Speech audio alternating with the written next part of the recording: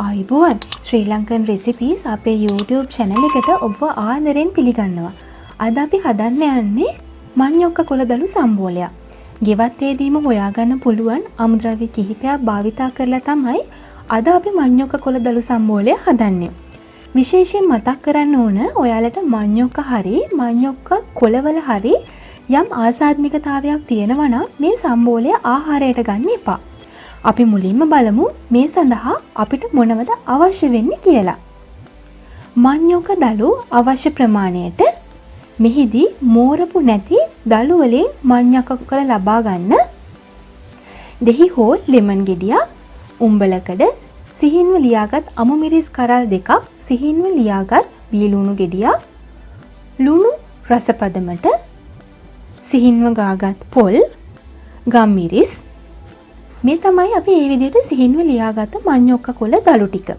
මුලින්ම මේ මඤ්ඤොක්ක කොළ දළු ටික භාජනයකට එකතු කරලා ඒකට අපි සිහින්ව ගාගත් පොල් ටික එකතු කරනවා. ඒ වගේම ගම් මිරිස් කුඩු,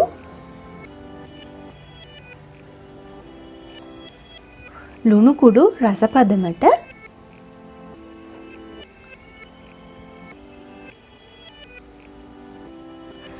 ඒ වගේම කලින් ලියාගත් ලුණු, අමු මිරිස්, උම්බලකට එකතු කරගෙන හොඳින් අතින් කලවම් කරන්න ඕන.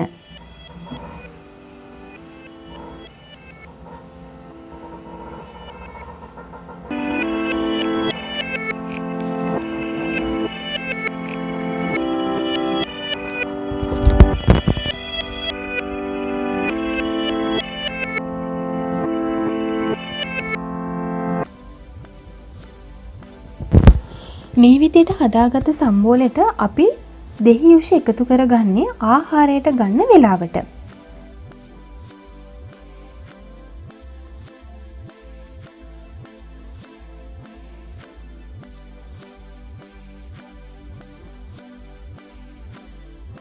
ඉතින් මේ තමයි අපි හදාගත්ත මඤ්ඤොක්ක කොළ දළු සම්බෝලය. මේක හරිම රසවත් කොළ මැල්ලුමක්. ඔයාලටත් ගෙදරදීම හදලා රස බලන්න පුළුවන්. ඒ වගේම අපිටත් ෆොටෝ එකක් එවන්න අමතක කරන්න එපා. ඔයාලා මේ වීඩියෝ එකට කැමති නම් වීඩියෝ එකට ලයික් කරලා ෂෙයා කරන්න. ඒ වගේම ශ්‍රී ලංකන් රෙසිපීස් අපේ YouTube channel එකට subscribe කරන්න අමතක කරන්න එපා. ආයෙත් දවසක අලුත් වීඩියෝ එකකින් හම්බ වෙමු. ඔයාලා හැමෝටම සුබ දවසක්.